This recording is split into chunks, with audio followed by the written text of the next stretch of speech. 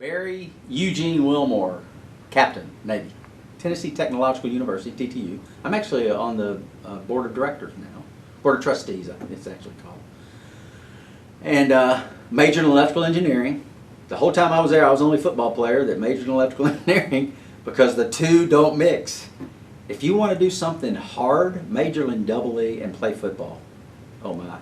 I didn't sleep. I had to regiment every moment of every day to get things done, and I rarely had time even to sleep because I wasn't that sharp, and I had to study, and I didn't have time to study because football's a year-round sport. It's not just during the fall. I mean, it's hours every single day, spring practice and workouts, and anyway, so it was tough.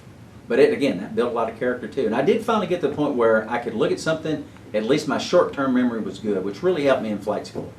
I couldn't tell you some of the emergency procedures now that I did from way back then, but I could learn them quick, or have them when I needed them, as I was doing, my flight, training and all. So they really benefited when I finally got into the Navy. My grandfather served in the Army during World War II, and back before that, my great-great-grandfather served in World War I. I didn't have a lot of military in my family, so it was somewhat a surprise, especially to my dad. When I'm finishing electrical engineering degree in college, I played football as well, and worked really hard because it's hard to do, juggle both of those.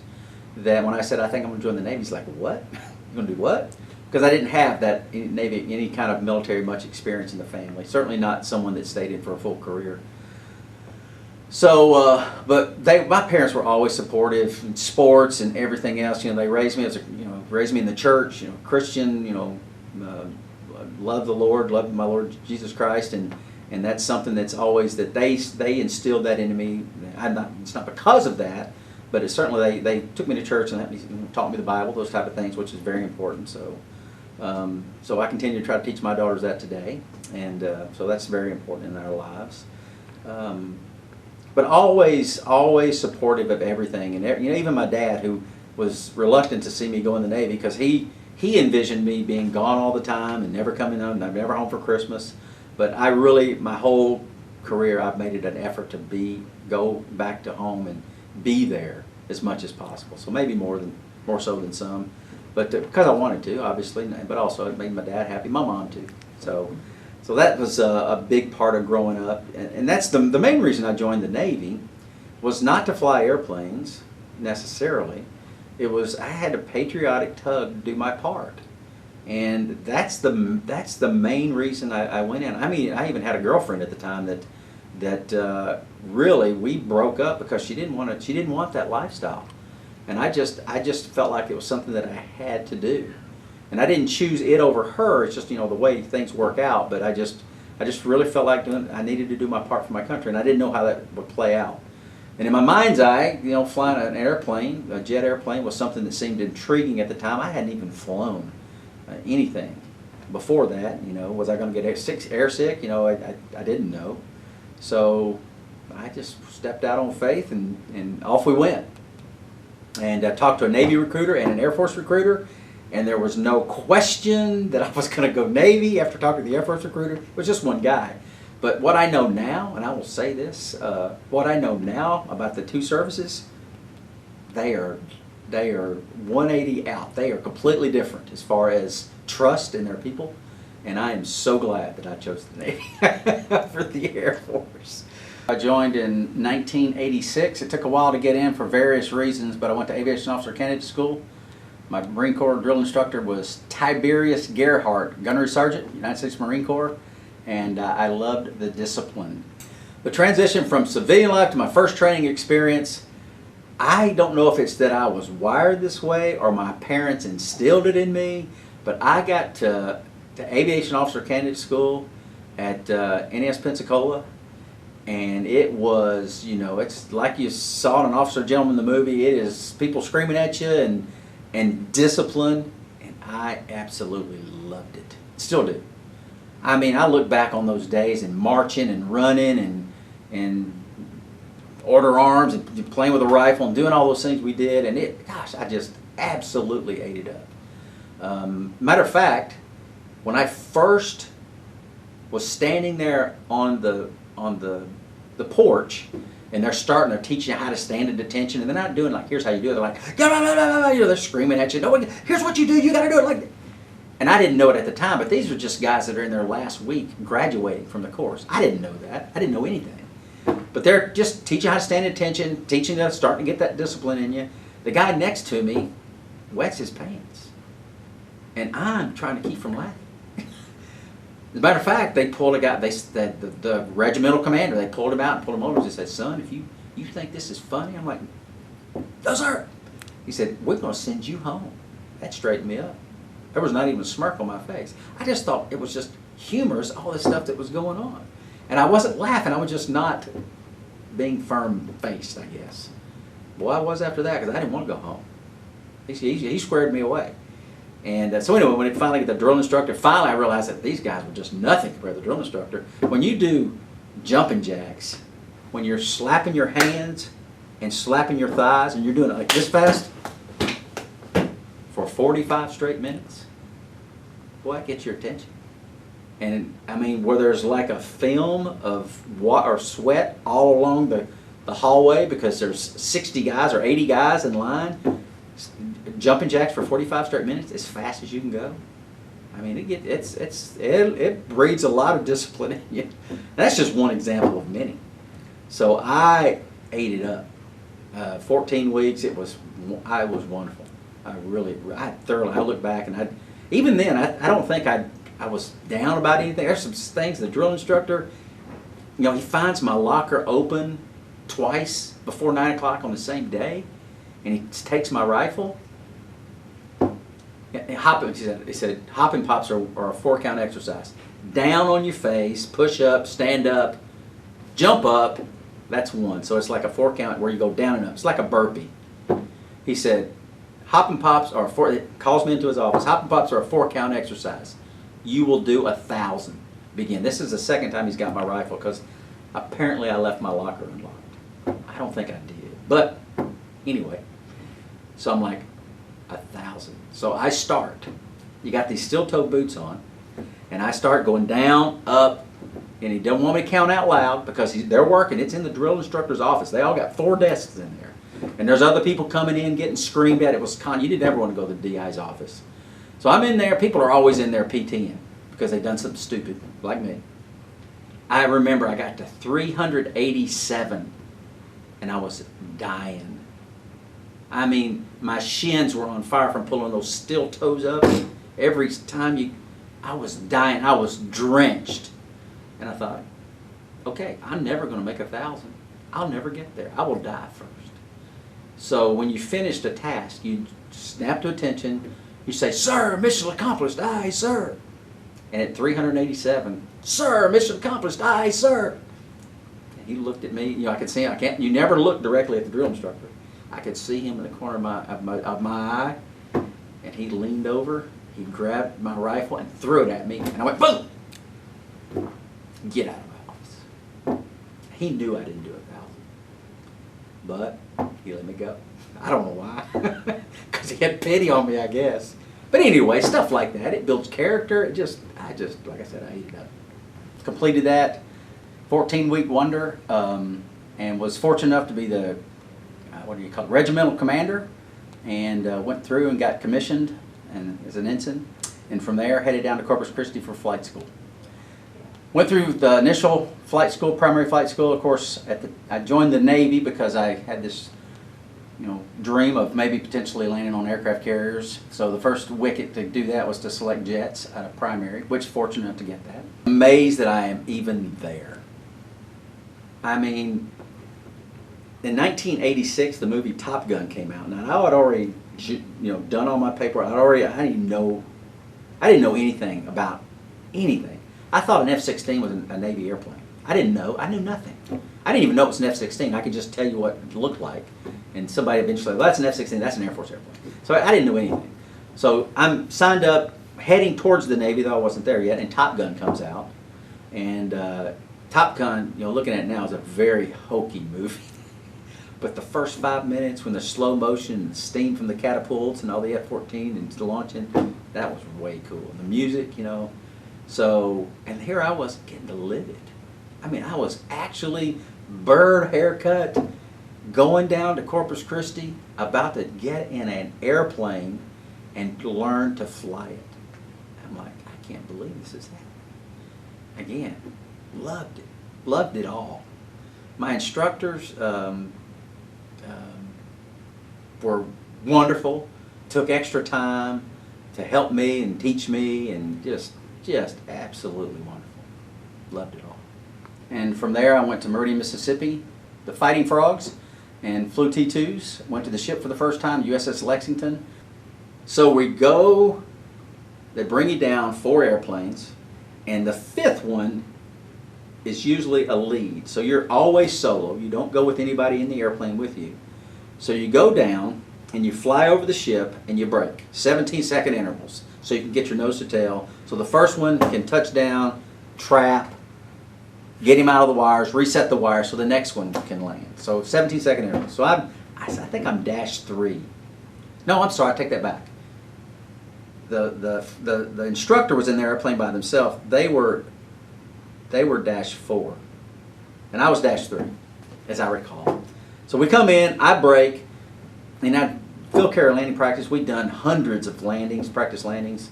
So I break, I turn, and I look, and I roll out, and I'm looking to try to see the carrier, and I can't see it. I don't see it anywhere out there. So finally, I look down at my tack end, because you had a tack end from the ship, and the tack end should have been pointing, you know, towards the ship, which would have been for me, like right here, but the tack end's pointing that way. What I had done is I'd done a 270-degree break. Instead of 180 degrees, I had turned an extra 90 degrees and was flying, the ship's here, and I'm flying in front of the ship. Now way out in front of, miles in front of, because I waited my 34 seconds from the time the first guy broke. And I looked over and I go, whoa, wow. So I just kept turning. Came all the way back around, and the instructor was a female. I don't remember her name. She never said a word. I mean, you could get downs, you know, fail. She never said a word. I came in, I trapped. Now the LSOs down there they know what the order is, what your what number is, and they like, as we're debriefing later, you know, that first pass, we thought you were -3, but you came in -4.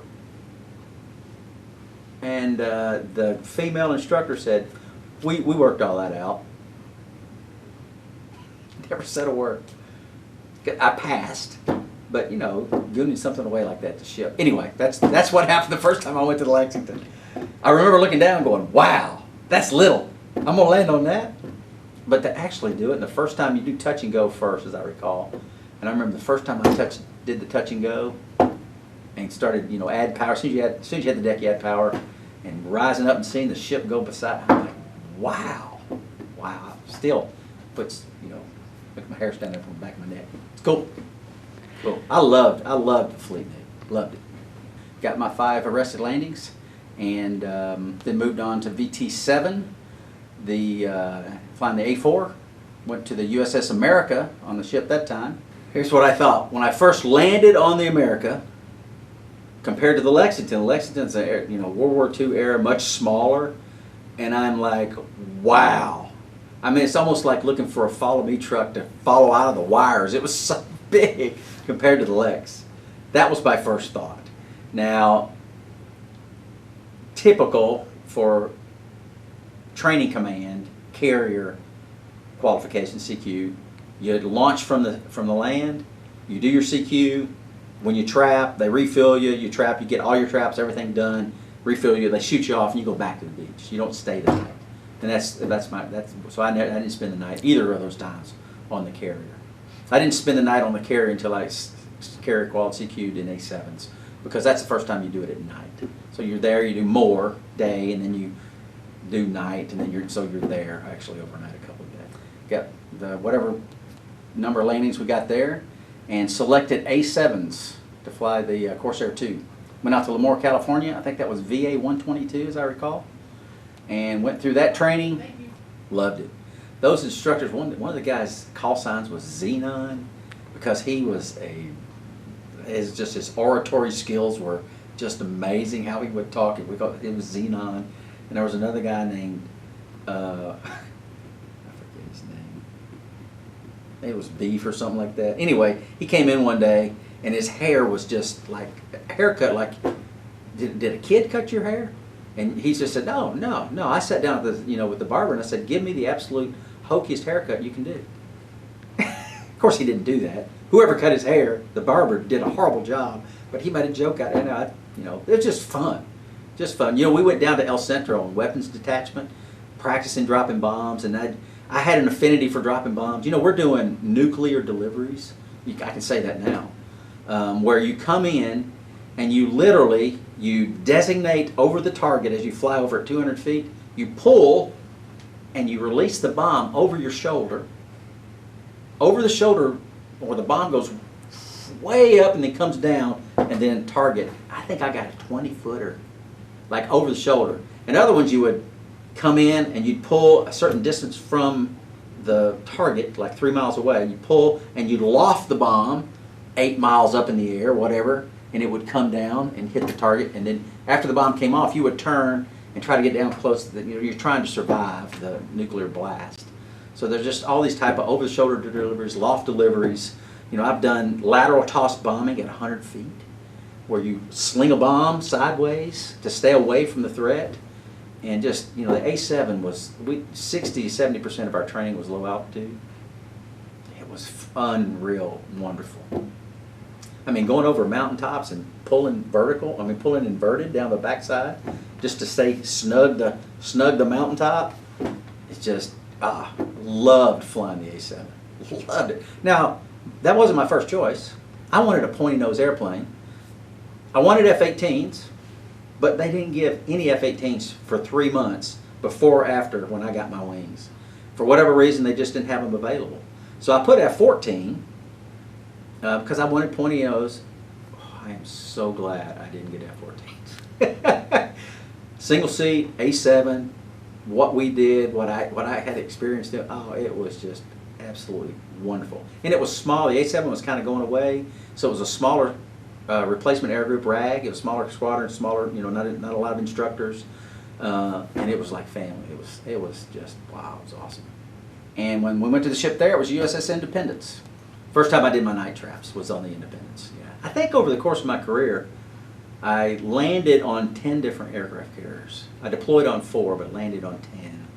So yeah, the first 3 times I went to the ship were 3 different carriers. So, and the Independence it wasn't Lexington small, but it was the smaller class than the America that I'd landed on in A4s. The thing about flying around the ship is, in the daytime you've got all the peripheral cues, peripheral vision. You don't even think about it, but you have it, and your mind processes it all for attitude and roll and height and everything. It's all got peripheral vision.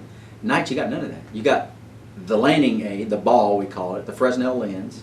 You got the drop lights coming up, the lights that drop off the carrier. You got lights coming down the carrier and lights that drop down the carrier. So if you're on lineup, they're straight. See that? But if you're off lineup, there's an angle. You see that?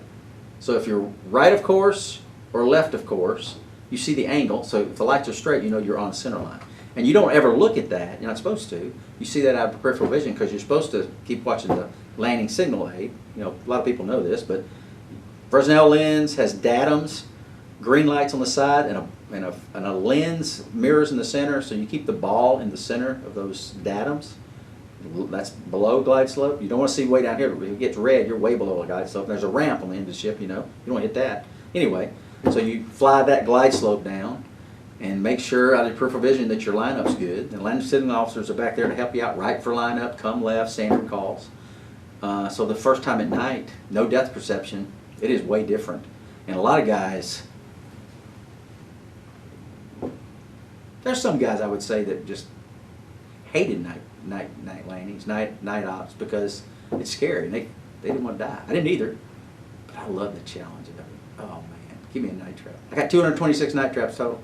And I remember every single one of them. 663 total traps, 226 at night. Yeah, so just certain numbers you remember. And I went to NASA. I think I would have gotten upwards of 1,000 or more total. Like some guys try to get that. I'm not a numbers guy. 663 is fine with me. If I hadn't gone to NASA, I think I would have screened for command. I went to NASA before I got to a screen board. I'd finished, well, I didn't do a full department head tour, but I got the wickets I needed. So I think I would have screened, and eventually, would have gotten probably enough to get over 1,000. But I went to NASA first, or instead at that time. So, and from there, selected East Coast, went to VA 105, and did my first deployment on the USS Forrestal to the Mediterranean. Some of those guys are still some of my best friends, like family. Grits, Burger, these guys, just wonderful, wonderful guys. And, the first launch I was in several squadrons, but the first shuttle launch, the first time I launched into space, I invited all those guys. I didn't get to see them, of course, because I'm in quarantine, but a lot of them came, watched the launch, and they had a big time together, so I wish I could have been with them. But anyway, just at sea, living together, doing things together, working together, flying together. Wow. Just fabulous. Learning, a lot of learning, steep learning curve of operating around the ship and how to do it and how to do it well. And those senior JOs teaching us, it was fantastic.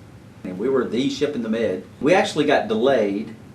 What was it happened? There was a fire on board, not the fire that John McCain, same ship, it was still a Forrestal, but it was a fire on board that delayed our deployment. We were supposed to leave, I think, in August or September.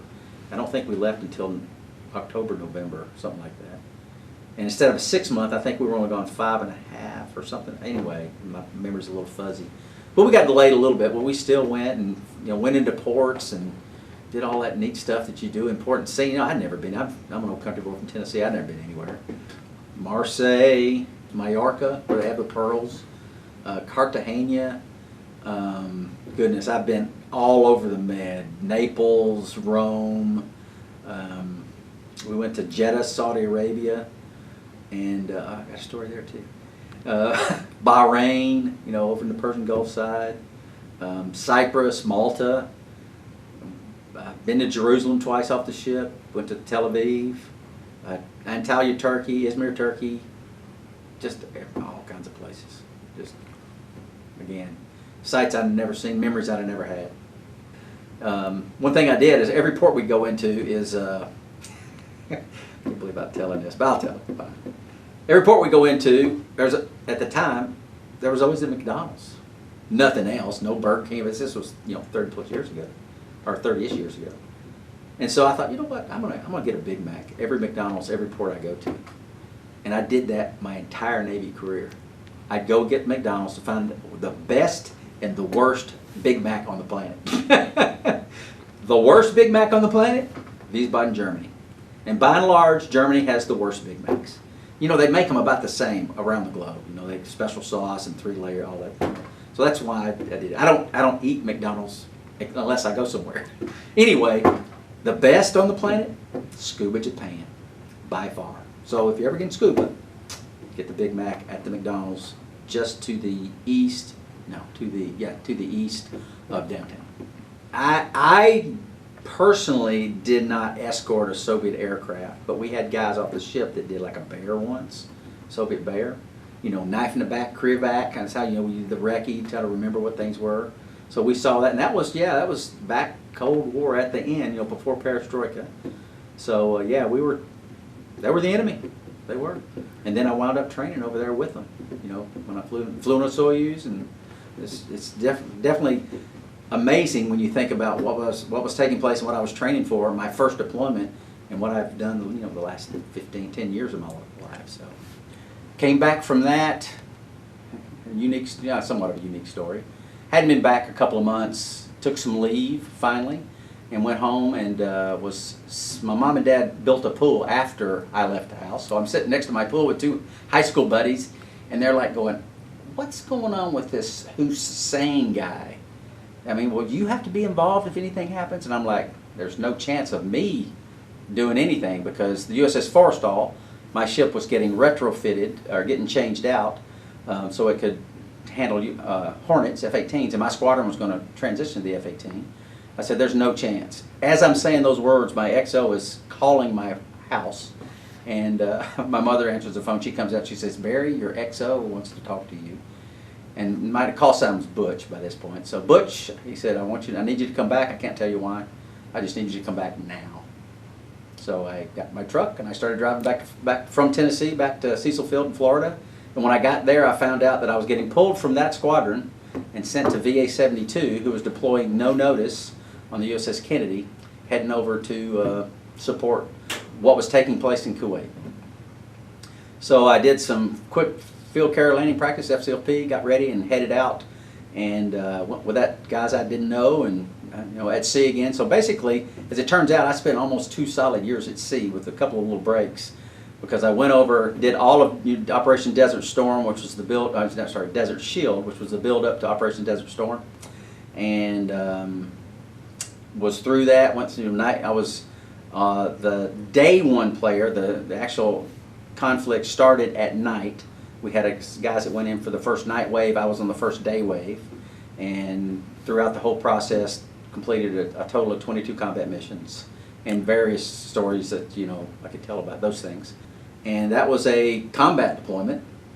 We didn't know at the time we were leaving, but we knew there was a possibility.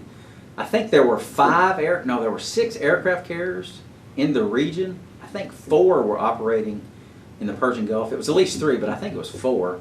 And there were 2 operating in the Red Sea. And we were one of the Red Sea carriers, us and the Saratoga.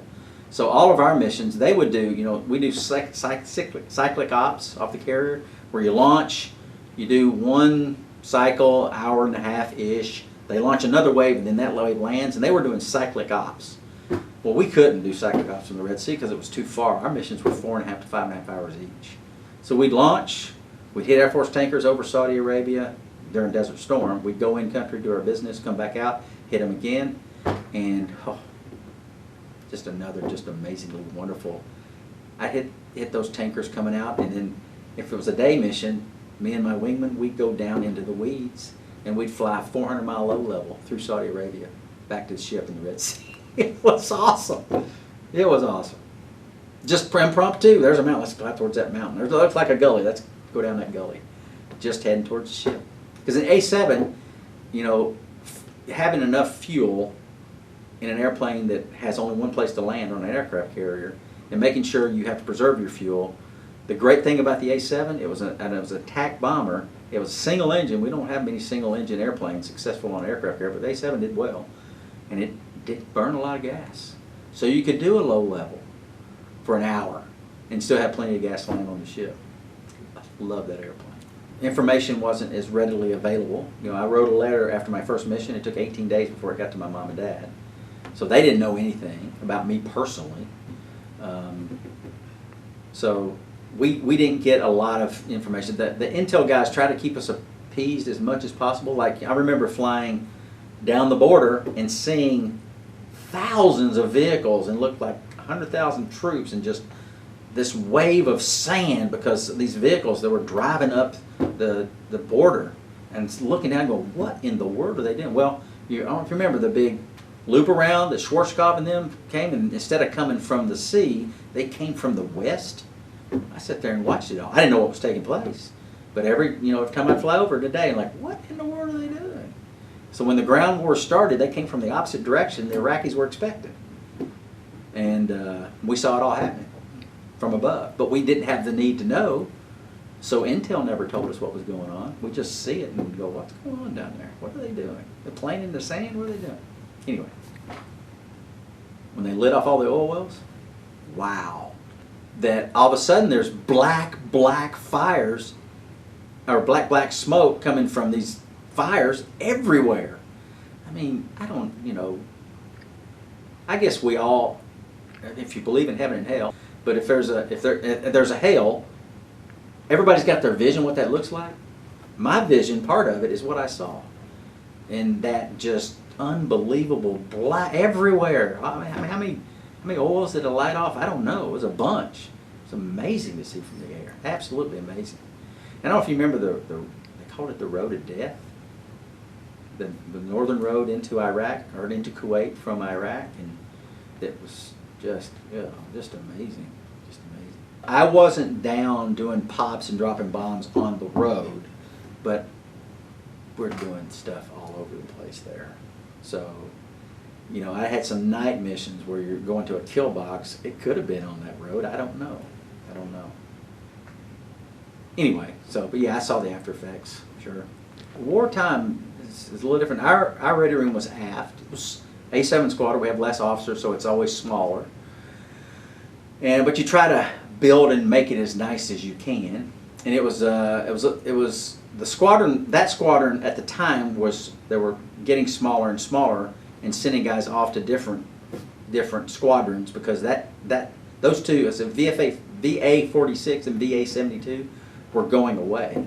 They weren't transitioning to F-18, so they were getting rid of people, starting to, and that's why myself and one other guy from another squadron, who was a senior JO, got sent to them, and another guy got sent to VA-46 from the West Coast that I knew, that I'd gone through the A7 rag with, Kevin Mannix, Nix.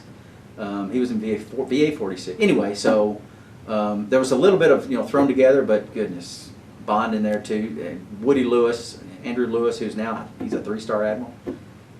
I'm here today because of a friend that's retiring. Woody's the last one. I had to retire, and Woody's the last guy that I'm aware of that's still active duty that I have served with. Same time frame that I served with. So he was one that was in that squadron. As a matter of fact, my bunk was with Roger Albers, Booger, and was right underneath where if a plane bolted, I was right on the third deck, 03 level. The plane bolted there, hook hit right above my head. I was in the upper rack, upper bunk. And so Woody was on the first night wave, and I was on the first day wave of Desert Storm. So Woody, when he got back, I'm right there. I know they're getting back because they're landing. And it somewhat wakes me up. Though you got used to sleeping, it's amazing what you can sleep through. He comes into my room and says, "Butch, I ain't dead."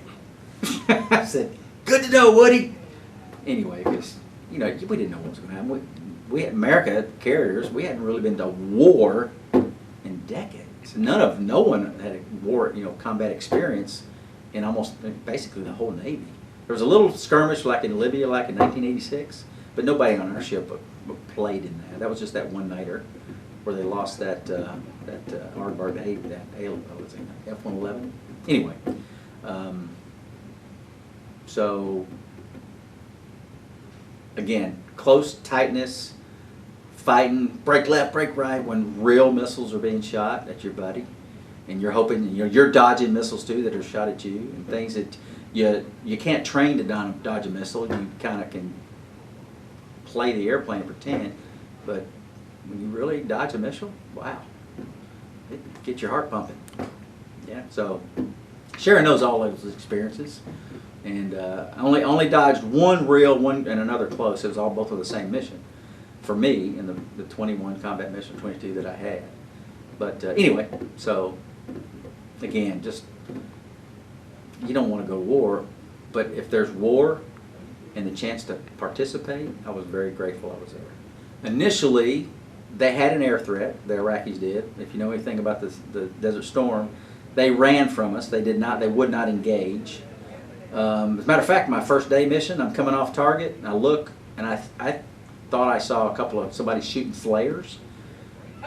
And then in the debrief, I find out that we hit two airfields, H2 and H3. They were 40 miles apart. And what I saw and thought were flares in the distance were two MiG-21s blowing up at the other airfield. Of course, we're not on the same frequency, but I'm coming off target and I'm seeing those. I'm like, hey, who's shooting flares over there? But it was MiG-21s blowing up. That Dick Mangello and Mark Fox shot down. I've seen their tapes since then. They were in Hornets. I was in 87. But anyway, eventually there was no air-to-air threat. We didn't need fighter escort, so we were going in day and night by ourselves because there was no air-to-air threat. It was only air-to-ground threat. And so, we go into what we termed, they were called kill boxes, lat longs, and you go into your kill box, and anything that was in the kill box you could see the bomb, you could. And we did. And all types of weapons, walleye, APAM, anti-personnel ammunition, Rockeye, you name it. Mark 80 series bombs. The only smart bomb that we had, was the walleye that you could data link and steer in. We also had There was another that we had that you could steer, but I don't remember what it was called. It was new at the time. We didn't have laser-guided munitions at that moment. I'm not sure if any of the F-18 squadrons did or not, but we didn't. So a lot of it was, rock iron, that type of thing, cluster weapons that we used, and they were effective, very effective. They had a rocket launch facility that I bombed, one of them. You don't know what the bad guys are going to do if you get shot down and they catch you. We had no idea. So you think the worst that could happen. That goes through your mind. So there's stress. I don't want to do this. You're planning the mission. I don't want to do this. I don't want to do this. Oh, I don't want to do this. Because you don't want to die. You don't want to get caught. I mean, those thoughts, it's just nature, right? It goes through your mind. You launch off the ship, hit that Air Force tanker, there's still that kind of a thing in your gut. It's, oh, me, here we go. But for me, everybody's different. 20, 40 miles south of the border, gone. Mission time. Go in, do your mission, bombs on target on time, whatever it is. As soon as you go, we call it feet dry, or feet wet, whichever way, feet dry, feet wet, because we're coming out of country, though we're not over the water, we're just in Saudi Arabia, but you're out of country. Exhilaration. I survived. Bombs were on target. We did our mission. We did it well. All that effort and training we've done for years, and planning we've done for, staying up late and no sleep, and we did our mission. Exhilaration. And then you hit the Air Force tanker and you do a 400-mile low-level back to ship. Just, gosh, it's living. I mean, it's just living. And so that's the cycle. At least it was for me. And then you get back to the ship, you go to hit the rack, and you're cycling. You're like every other day or every 4 days you're going to go again. And then you start planning, and same thing. It comes back. I don't want to do this. I don't want to get shot. That normal stress that would be there. At least it was for me. And you go through that cycle, up and down, for 21 missions, up and down, as you plan the next one and go. Now, some guys in the Persian Gulf, I think some of those guys got twice as many missions because they're doing cyclic ops. They're right next to Kuwait. But we, from our 20, 25 or so was the norm. Fuel storage facilities, you name it. The standard, the gamut of everything. Again, a couple of missions were kill boxes where you just go in and find something. Tanks in the open, shooting walleye at tanks, which we thought would be an effective weapon, but it's hard to hit a moving tank. We had a minimum altitude, it seems like it was 10,000 feet, that we didn't do any low altitude stuff. With night one, there's a couple A6s that went down that were low altitude. There was several Marines, and one of them was my friend that got shot down because they're going down to 3,000 feet. Men out, and surface to air missile can be pretty effective down low like that. So it seems like our minimum altitude was 10, but still, they got missiles that go above that. My last mission, the very last mission I flew, we knew the war was winding down. It was about over, but we went back to one of the airfields. Was it H2, I think, that I hit on my first mission. But we're doing cluster weapons, and they got resupplied that day, I guess, because it was like night one. Roland missiles, which are good to about 10,000 feet, and AAA, so thick you could walk on it. It looked like you could. So, not expected, but still it was there. And knowing what I know now, I was finally made lieutenant, so I wasn't a JG at this point. But I shouldn't have rolled in. I should have just brought my bombs home or pickled them off level. But I'm thinking, you're thinking government time. I'm on government time, so I rolled down, stuck my nose in it, and that's the one where the tracers are. I don't know how close they are. It's peripheral vision because I'm focused on my target, my sight. But you can see the lights whizzing by. Should have never done it. Stupid. Knew the war was ending. What if I got shot down, killed then? Been foolish. But anyway, I did it.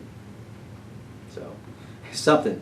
We had 6 A7s from my squadron. We had 6 from the other squadron. The first 3 rolled in. I'm sorry, one guy went over first, dropped a flare to light up the ground. It was a 96% moon that night, so we really didn't need the flare because you could see the ground anyway. But he dropped the flare. As soon as the flare lit off, boom, that's when they start firing. And the first three had already, they were pulling off when they started firing. I was in the second three. Actually, it was supposed to be three. One of them went down, didn't make it. It was just me and another guy. And he, when they started exploding, this other guy, it doesn't matter who it was, you know, I'm on his wing, very dim lights, though I didn't really need lights because it was 96% moon, and he gunned it, and I'm like, give me some. I'm saying his call sign over there. Hey, you got to give me some. I'm gonna lose you. I'm gonna lose. I lost sight. I don't know if he panicked or what, but you can't go to milk power and expect somebody to fly for him because they can't go past mill. So he left me. Okay. He did not roll in. And you know, at the time, I think I thought bad of him because he didn't roll in. But he was right. I was wrong. I was the one that was wrong. I shouldn't have rolled in. But I've lost him. I'm like, okay, there you go. I'll roll in. Here we go. Right into the face of all this stuff. And then the next three that were coming from the other squadron, next six, I'm sorry, that were coming from the other squadron, they'd spin it all by the time they got there. So they just boom, boom, boom, boom, boom. It's funny how things happen. But I was only on a concurrent fit rep. I wasn't assigned. I was assigned to the squadron, but I wasn't transferred to them. So when the conflict was over, 8 months later, from the time I left, start heading back, I got flown back. I didn't ride the ship back to the U.S. I got flown back because I went straight to the F-18 RAG to transition to the Hornet because I was going back to my original squadron that I had gotten sent away from, who had transitioned to the F-18 while I was gone. So I went right into the F-18 RAG. I put in an application for test pilot school, the test pilot program, and fortunately got selected for that. So I didn't do a full tour even though I'd done 2 deployments, I still didn't do a full JO tour. I left, I guess that was 92 by this point, January of 92, and went to Patuxent River, went through test pilot school. And then I went from there across the base to Strike. It has a number now. I don't know what that is, but it was called Strike when I was there. And I flew A-7s and did all the initial tests on the T-45 jet trainer. Took the ship for the first time, first time to tow a banner, stuff like that, do some ACM, and do the guns pattern that they do in the training command. They did. They don't do it anymore, I don't think, with the T-45. Anyway, did all that. The thing about flying, a monkey could fly the F-18. It's user-friendly, and it's fly-by-wire. It's electrodes in the stick that send signals to a 12th order differential equation computer that sends out signals to the the different surfaces to move. But employing it as a weapons platform and employing the weapons platform in your airplane while you're leading an entire strike group off the carrier, which I got to do. I got qualified as a lieutenant, as a strike lead as a lieutenant, because I was a senior JO, and so that didn't happen a lot. And it was, again, the challenge of that and doing it well. I remember being in Fallon, leading the strike when I was a lieutenant, and seeing F-5s in the dirt. I did a split S down, shot both F-5s, pulled back up, full afterburner, and will still put my bombs on target, on time. And one of the F-14s, the F-14s were just starting to drop bombs at the time. And one of the F-14s were trying to claim my bombs as his bombs. And I'm like, dude, that wasn't your bomb. I saw your bomb hit about 5 miles off the target. It was just the smoke. It's not a real bomb. It's just blow up smoke and you can see it. And I said, don't be trying to take my bomb. That wasn't your bomb. I saw your bomb way off. They were learning. There's a learning curve and fixing the system and honing the system in. And they were just at the beginning of that. So dropping 5 miles off target is not good, but you can't put all the blame on the individual in the cockpit because, like I said, there's a lot of integration stuff that was taking place at that time. So anyway, he shouldn't have tried to say his bombs are mine. And came time for me to go back to the fleet, and I wanted to go back to the fleet, and I went to VFA 83 after a short stint in the RAG to do some weapons and air-to-air ACM type training. And came time for me to go back to the fleet, and I wanted to go back to the fleet, and I went to VFA 83 after a short stint in the RAG to do some weapons and air-to-air ACM type training.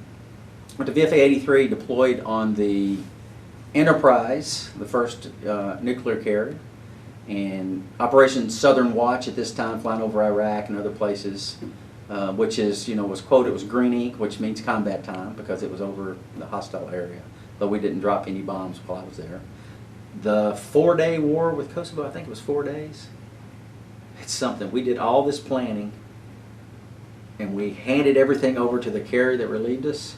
And like just a couple of weeks after we're gone, they went and did all our strikes in Kosovo. And I remember sitting at my in my house in Jacksonville, Florida, watching the news feeds.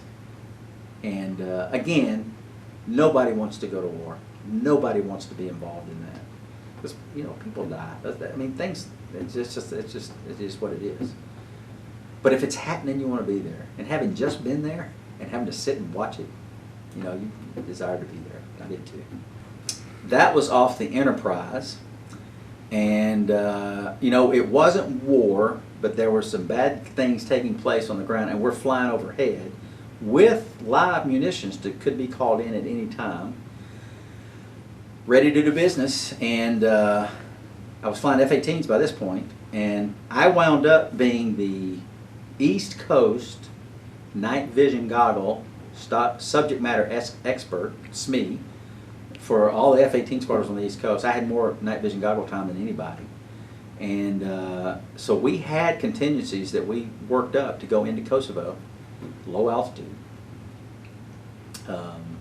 Never used them, but we had those contingencies, and we were training. We were the only, I think we were the only low altitude qualified F-18 or any squadron in the Navy. Was VFA 83. I think there were 6 of us that I got qualified for low altitude. Now low altitude is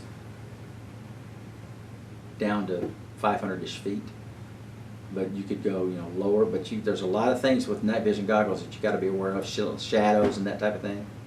So anyway, so we had many contingencies. That was my last deployment, and leading up to that deployment, I'd been interviewed by NASA, and NASA was delaying their announcement, and I don't remember why, but it was delayed for months from when they were supposed to make the announcement of who was selected, who wasn't. Because there's some wickets that happen when you're selected, when you have an interview, and if they do a background check on you after your interview, they're looking at you seriously, because those things cost several $1,000s. They don't throw that away, throw that money around. So they did a background check on me, so it was looking positive, like I'd be selected. My deployment before that was not the, as far as all my deployments, it was the worst of the 4. So I wasn't looking forward to going to sea again at this point, because you had this opportunity perhaps of flying in space maybe. So it was coming down to the wire. It was literally, we were 3 days from leaving to go on deployment. So I'm either going to go to NASA, start a whole new career and do something different, or I'm going to go to sea again for 6 months. And that's what was pending. So I came in from flying, and the duty officer said, "Hey, Butch, a guy from NASA, Dwayne Ross called you." Well, if you know anything about the selection process, Dwayne Ross is the chief of the selection group, the guy who runs that. If he calls you, you know you didn't get selected. The chief of the astronaut office, if he calls you, you got selected. So you know that, because that's kind of the way it's been for all these before prior selections. So I walk in 3 days before leaving on deployment. Dwayne Ross called you. I'm like, oh, okay. And I knew I wasn't selected.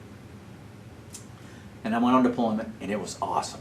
Flying F-18s off the Eisenhower, and went every place I'd been before, Persian Gulf, and through the Suez Canal and the Red Sea and all that, and the guy I was department head at this point, and it was just fabulous. I mean, there's down points, low points here and there, but overall it was great. So it turned out for the very good, if you will. So wonderful. And then I went to the weapons school there at Cecil Field for 9-ish months. Was the OPSO of the weapons school. The VF-83 was a senior JO tour. I'm still a lieutenant, because I was on my second deployment as a lieutenant JG. And so I'm senior JO for that VFA-83 tour. Then I went to the weapons school. I was the OPSO at the weapons school for 9 months. And then I went to VFA-34, and that was my department head tour. And went through that process, and actually wound up getting pulled out of that a little early, I'd gotten all my wickets checked for command, to make command hopefully of an F-18 squadron. And through the process of all this, intermingled in here, I completed a couple of master's degrees, electrical engineering from my original college, Tennessee Tech, and then an aviation systems degree from the University of Tennessee. And when one of the guys I had served with in VFA 83, Tushar Tembe, who wound up commanding an aircraft carrier, I don't remember which one, but he actually passed away while he was in command of the aircraft carrier. Anyway, at the time he was the placement officer, calls me when I'm in VFA 83, that's when I got pulled out early, he said, hey, the instructor position at Air Force Test Pilot School has opened up. Would you like it? And I said, well, let me go talk to the XO. The XO, who I really respected, Speedy Hafner, he said, Butch, I think your record's strong enough where you'll screen, because he was a former placement officer, you'll screen for command, going and doing a transition, no, not transition, but a tour with the Air Force won't hurt you, I don't think. So sure, go do it. So I went and did that. While I was at Air Force Test Pilot School as an instructor, flying the F-15 and the T-38, I was interviewed by NASA as an astronaut. I was out with an instructor, Air Force Test Pilot School. I came in just like the other time I wasn't selected. The duty officer goes, hey Butch, the dude from NASA called you Charlie Precourt. Charlie Precourt was the chief of the office at the time. And I thought, I got selected. I said, okay. But I had a priority. I had a student that I was training for flight test. And so I went in and I debriefed. An hour and a half debrief before I called this guy. Called him back. Because that was my priority at that moment. So I called him back, he wasn't there, and they said, call this other guy, Bill Parsons, who was, I think, the deputy flight control, or flight operations director. Or, anyway, so I called him, he said, yeah, Butch, you got selected. Would you like to come work for NASA, work for us? And I'm like, yeah, I'll do that. So then I went to NASA. So the last half of my Navy career was spent as an astronaut with NASA. You talk about challenging. Whew. The space shuttle is the most complex vehicle ever designed to build. More complex than a capsule flying in space. Not that they're not complex too, but a winged vehicle that launches like a rocket and does its operations in space like a orbiting vehicle, which you have to transition to, and then flies back. And 5 computers that are interacting with all the systems, and your responsibilities as a pilot. All the main systems are on your side, the computers, environmentals on the commander side. But you got APUs and engines, main engines, all the reaction control system jets, and everything that makes the thing fly. It's all your responsibility to handle all that. And you do malfunction scenarios. So I'd have 5 major malfunctions, one in each of those systems simultaneously. And you're working as a crew to work through the procedures to make it safely to space or make it safely back to Earth. And boy, you talk about challenging. My mind blew up many times just going through that training process. And they start with one system at a time, single system trainer, and then you finally get to the point where you put them all together. And wow, so challenging, so challenging. Flying in space is hard. And even these new vehicles now that we're trying to build and do and beyond time and over budget, it's just hard. It's hard to do it and do it safely and do it well. It's just hard. But we do. So being a part of that process, wow, an opportunity there too. Yeah, just again, challenging, stressful, but the highs don't get any higher. Chris, you don't wake up and just go fly in space. It's a long process of a career's worth of, it goes all the way back. People ask me, when did you start training for space flight? And I'm like, when I was in 3rd grade. That's when I started learning cursive writing and start getting into fractions a little bit and, building those foundations. You got to have all that, so it's a long process. And so that morning you get up, you go, this is launch day. Wow. I hope it don't go like a lot of other launches where you scrub for any various number of thousands of reasons, and we actually go. And one thing people don't know, the reason they should, when the count gets below 31 seconds, everything is handed over to the shuttle itself, to the vehicle. And so there's very little chance of any external reason to cancel a launch. And the only thing really that will stop you from going is if something in the main engines when they first light off the 3 main engines. So past 31 seconds, you're going, probably. I mean, the chances of not going are very, very, very slim. And you go for 31 seconds, I'm like, well, I looked over at the commander, he glanced at me, I'm like, this is it, man. Now, he'd been before, I hadn't. But wow, how cool. Literally leaving the planet. How cool. And that whole thought process, the day you wake up, it's coming. And you go through everything, you have your meal, you get everything ready, all your stuff. You've already said bye to your family. There's no seeing the family that day. That was all the day prior. They actually have a meal where your spouse comes out, and at the beach house, that's the way they used to do it. And you could have 2 other guests or a couple other guests. My brother came. Anyway, had that little time. But the day of, getting up, getting ready, please don't let me goon anything away. Don't let me make any major mistakes. That's what you think of. And dude, you actually leave the launch pad and off you go. And that light blue sky gets darker and darker and darker the higher you go. And it's just, also, there's certain things that take place on launch, and the commander, Scorch, Charlie Hobart, he's calling out, the next is roll the heads up. That means you go roll heads down because you're bouncing your signals, your comm signals, off land sites out in Bermuda, out off in the Atlantic Ocean. But you roll the heads up and you start bouncing off of satellites, your communication. So you stay here for a while. At Mach 13, you'd roll the heads up. So he's saying the next item is roll the heads up. And what happens is a shuttle would not roll one way or the other. Its system would just pick one way, which was the shortest based on who knows what. So you never know if it was going to roll to where, if it rolled, say, I'm looking upside down as the pilot, I'm on the right side, looking out my right window. If I could see, I'd be looking up the coast of the United States. And if it rolls the commander's way, he will see the ground as it rolls. And I see nothing but black sky. But if it rolls my way, I get to see the ground, and he looks at nothing but black sky. So he said, next roll the heads up at Mach 13. And I looked and I said, it's going to roll my way. He goes, no, it's rolling my way. It rolled my way. So as it rolled, I can't see the coast because of the way the windows are. But as it starts to roll, I look out, it rolls my way, and I look all the way up the east coast of the United States. I'd never been to space before. I'd never been that high before. And I don't know how far I see. Virginia? I don't know. Way, way up the coast. And it rolls, and I watch it as it goes all the way down until I can see the southern tip of Florida. Of course, you're still under powered flight. But it was...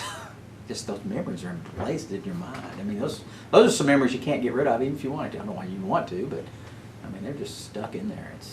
To have those is awesome. My first time in space, and weightless for the first time. There's reaction control system jets in the nose of the space shuttle, and they're firing like bombs going off with these orange blasts going off right in front of you as it's maintaining attitude. Those are the primary reaction control system jets. Initially, 2 hours into the flight, you transition to the verniers. 870 pounds of thrust to 24 pounds of thrust to maintain attitude. But before you transition, it's like bombs going off at your feet. And water vapor had separated from, when the space shuttle tank separates from the shuttle, water that has condensed on the outside is ice. And there's the sun's behind us, and there's like thousands of these, it looks like diamonds against this black sky, just glistening and blasts. And it was probably the most humbling moment of my professional career, because I sat there in that front seat of the space shuttle, and I go, why me?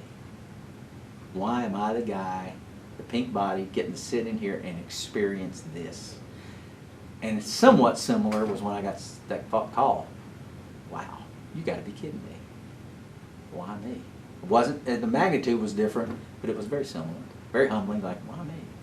Thank you, Lord. I don't know why you're letting this happen, but I'll try to do the best with it. And off we went. One thing about, and again, nobody knows this, in the space shuttle era, the commander pilot are trained to land the shuttle manually. That's how we landed it. And that's a certain skill that we're the only two trained. So in the history of the shuttle program, they never risked the pilot commander to do spacewalks. So it was just because if something happened to the pilot commander on the spacewalk, there's nobody to land the shuttle. Nobody else is trained to do that. So we never did that. I never had a chance to do a spacewalk. in the shuttle. Though I did 4 when I actually flew on the space station, because it was different. So anyway, I wasn't a spacewalk guy because I was a pilot. And like that's why I jokingly said my primary job was to keep the toilet clean. Well, they're cleaning and doing those things because they're preparing for spacewalks. We took 2 items, truss segments up, not truss segments, but these apparatus that connected to the trusses that had external spare parts on them called ELCs. I don't remember what ELC stands for. But anyway, then I actually installed one of these ELCs on the station with the robot arm. So we took up ELC1 and ELC2. And 3 spacewalks associated with various things as we outfitted. We know we're building the station at this point. And so I was the guy that was putting the spacewalkers into the suits and doing all the different checks you have to do. You know, how many thousands of checks you got to do to actually get somebody ready to go out. And that's a big responsibility too. So that's one of the things, one of the many things I did. I was a robot arm operator, you know, taking the spacewalkers and bringing them and maneuvering them to different places and taking apparatus and grabbing it and maneuvering the apparatus so they can install it, you know, that type of stuff. So that's a lot of what I did on that first one. You work out, physical training here, and your body aches, and then eventually, you know, after a day or so, if you work out hard, you know, you get over it. In space, you got no gravity pulling on you. You work out, you feel great because you're using muscles that your body doesn't use in zero gravity, and you feel pain, but the pain, it heals so much faster, and you don't have that constant joints hitting the ground and doing all these things because you're in space. So just the physical part of being in space, looking out the window, oh wow. Seeing the auroras from above, you know, and the lights and seeing cities and different places at night. I mean, you've seen probably videos that we shot, and you know, I don't know if you ever saw A Beautiful Planet. I shot 70% of that movie, that IMAX movie, and I'm in it. You know, this head on an 80-foot screen. Beware. Anyway, so just amazing. That's the only way to describe it. Now, a lot of responsibility too. I mean, it's a space station. It's big. It's got a lot of parts. It's got a lot of things that can and do fail. You got to know how to fix them. So you got to know a lot of stuff. You got to remember a lot of stuff. And you got to know how to work procedure. And there's payloads. That's the primary reason we have the station. So you're trained to do all these various payloads, and it's very involved. Very involved. Challenging again. Again, that's life's a big challenge, and that's good. I like that. Variety of foods. Some of it is launched dehydrated, so you have to rehydrate it. Some of it is launched in pouches, and you don't have to rehydrate it. It's all what they call, I don't know what irradiated means, but they don't zap it with neutrons. They just cook it in such a way that makes sure that all the bacteria and anything is killed in it. So there is a little bit of a different taste, but you've got different condiments that you can put on it. Yellow mustard's my favorite. I put yellow mustard on everything, and flavor up anything. So, you know, what was it called? Peanut chicken or something like that was really good. Sweet and sour chicken, sweet and sour pork. The cream spinach, good. I'm not a big spinach fan, but boy, that was good. And then you got oatmeal, and you know, it's just a variety of stuff. And you can launch other stuff that you want. You can launch M&Ms or whatever if you want to. And there's some of that anyway. Yeah, the food is I thought it was great. There's one thing about space, and I don't know why. I don't know if anybody knows why. But to keep from losing weight while I was in space, I had to eat almost 3,500 calories a day. So I ate all I wanted, and then I ate more. And it was awesome. I can't do that down here. But I could up there, and I took advantage of it. It was more of an e-ticket. You know, when I was a kid, the e-ticket was the wild ride at the fair. So when I say e-ticket, that means the wild ride. I launched it on Soyuz. It's jarring when different, you know, the different modules separate when you get different stages that come off, and boy, what a great ride. Coming back, that was even better. Coming back in a capsule, you know, you can look out the little window I had and see you're engulfed in plasma, you know, 3,000 plus degrees, and it's just fire, just amazing, and you're inside this capsule surviving. And then eventually you get down and the drogue chute comes out because you can fall under a parachute, and the whole capsule swinging, and then the drogues fall away, and then the drogues pull out the mains, and that big thing starts opening, and then you're swinging and flipping and flopping all over the place, and you get down about 5,000 feet, and the seats would cock up on shock absorbers. They didn't stroke unless you were on the backup parachute, which was smaller, or the Soyuz has these soft landing jets that fire about 10 feet off the ground. If they failed, the backup was a shock absorber in the seat that would stroke. But if the big parachute works normal and the soft landing jets fire, the seat wouldn't stroke. But it's still cocked up. So the dash is here, and then all of a sudden the dash is here. It's that fast. So anyway, just the experience of all of that is just wow. It's a capsule, but you got to learn Russian. I said, I speak a little bit Russian. You speak Russian, yes? You have to learn some Russian. You can't launch in a Soyuz and not know any Russian. And try learning Russian. I've never learned another language. I didn't have to in college or high school, so I didn't. Well, I wish I had. It's hard to do it when you get older. But I have a decent technical language, but I don't speak. I couldn't watch Russian TV necessarily and tell you all the details of what they're talking about. But anyway, I just got back from Russia a week and a half ago.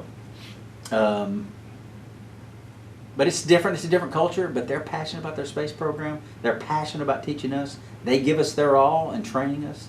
We've got a great working relationship with them, and it's a huge success story. When you think about all these different nations coming together and building this space station all over the world, and all the trons talk to each other, and the systems work, and we're launching on their vehicles, and they're launching on ours, and we're doing it together, and we're happy, and we're getting things done, and it's a huge success story that I think a lot of people aren't aware of. An amazing place. I mean, it's as long as a football field, as wide as a football field, with the trusses. I did do spacewalk, got qualified for spacewalk, so I did 4 spacewalks while I was, there the last time. I've got almost 26 hours in space and on the spacewalks, doing various things. And just think about being in a vacuum, a hazardous environment where blood boils at 63,000 feet above the surface of the Earth. And you're way higher than that. So if something happens to your suit, you're done. So it's a hazardous environment. We go out in these suits. It's a one-man space capsule is what it is, shaped like a man, all self-contained. And we go out and we work on the outside of the space station. And we do it successfully. And that's pretty amazing if you think about it. And again, the views. Wow. Look down. I'm on the outside of the space station. I look down. There goes Hawaii. It's 17,500 miles an hour. That's what we're traveling. And you're going, I can't believe it. Again, here's a quick story. I'll make it short. I'm on the middle of the space station. I'm going up to a toolbox that's up there to get a certain tool. I come around the corner, and there is a radiator that we used when the station was really small, because the electronics in the station build a lot of heat. You've got different fluids that transfer it out to these radiators and dissipate the heat into space. Make sense? I come around the corner. I know the radiator's there. We don't use it anymore. I know it's there. What I didn't know, it's reflective like a mirror. And I come around the corner, and all of a sudden, I've never seen me in a spacesuit, head to toe. I mean, I'm looking out the spacesuit, but I've never looked and seen me.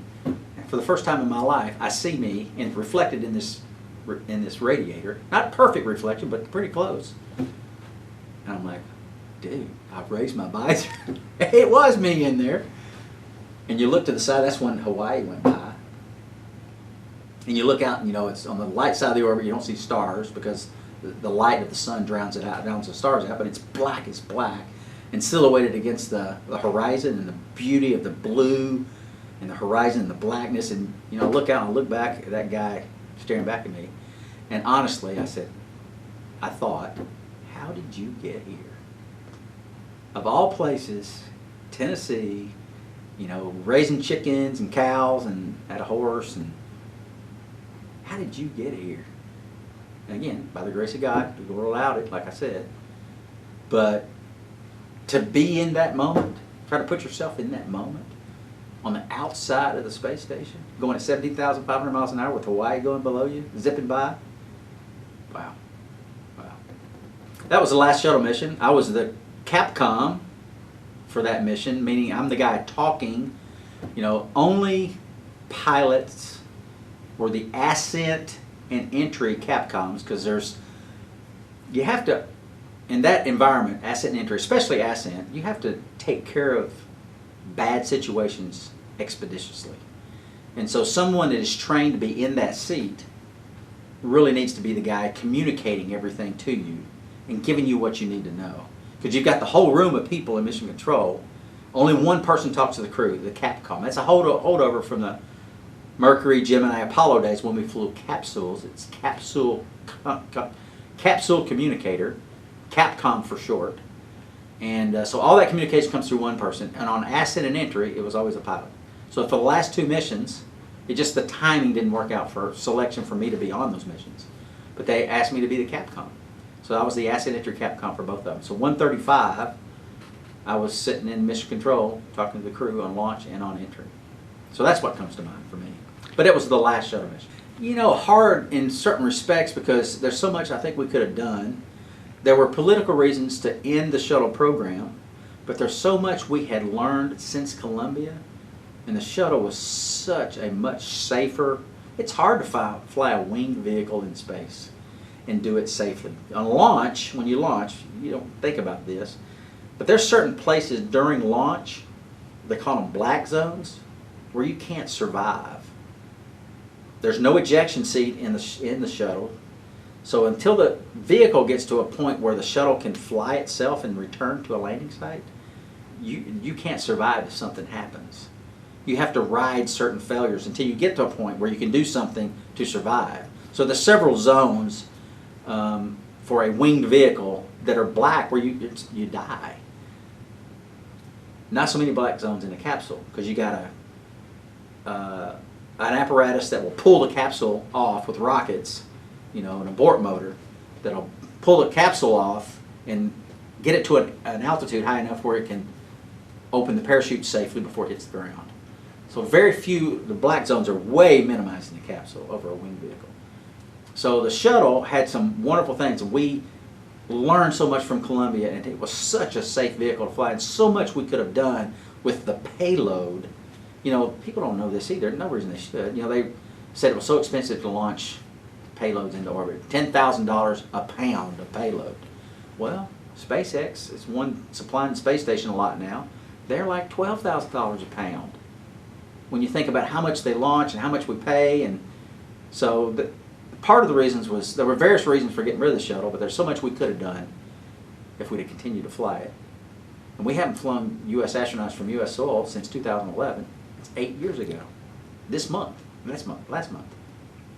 So it's a long time. But I'm training to. Chris Ferguson was the commander of the STS-135, the last shuttle mission, and he has been with Boeing for almost 8 years, helped develop their capsule, the Starliner, and it's supposed to launch maybe within 6 or 7 months. And he's the commander of it. He's a Boeing astronaut. I back him up. I'm training to back him and the other front seater up. In the second launch, I'm backing up them as well. And, you know, if I stay with NASA and all things being equal and I stay healthy, then if I don't go on one of those first two, I would go probably on the third one. Who knows? Nothing's a given, but you never know. So the last half of my Navy career was spent as an astronaut with NASA, where I am currently. I flew on 2 space missions thus far. STS-129 on Atlantis, the Space Shuttle Atlantis. I piloted that in 2009 up to the space station, just under 2-week mission, doing various things. And then I trained for long duration after that, a lot of overseas training because we train all over the globe. Flew on a Soyuz in 2014 up to the space station, was commander of the space station, was there for 6 months, came back in 2015, and at the end of that year, I got a really nice letter from President Obama. It said, "Thank you for your 30 years of honorable service. You will be retired on 1 December." Because as an 06, you can only serve 30 years. And I knew that. I knew when I went to NASA that if it didn't work out to where I could fly in space and do the things that I hoped to do there and return to the Navy pretty quick, that I would retire as a captain, because nobody makes admiral out of the astronaut corps. There have only been 3 admirals in the history of astronauts. Alan Shepard, the first U.S. astronaut, U.S. astronaut to fly in space, and T.K. Mattingly made admiral. I don't know specifics if he went back to the Navy or not. And then there was one more. I forget. Truly, Dick Truly.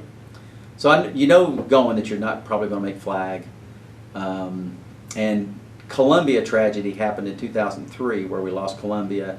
We didn't fly in space at all for 3 years. So that put the timeline as far as flying in space for me and commanding a space shuttle, which I hope to do, made it much longer than where I couldn't return to the Navy.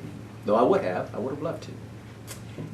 Anyway, so got that nice letter from President Obama, retired in 2016, and I'm still with NASA, still an active astronaut, training right now to fly in space, and I'm here today because the guy that was one of my roommates when I was at Patuxent River going to the test eventually made two-star Admiral Paul Soule, and here at this facility today he is retiring, so I'm here to support him in his retirement.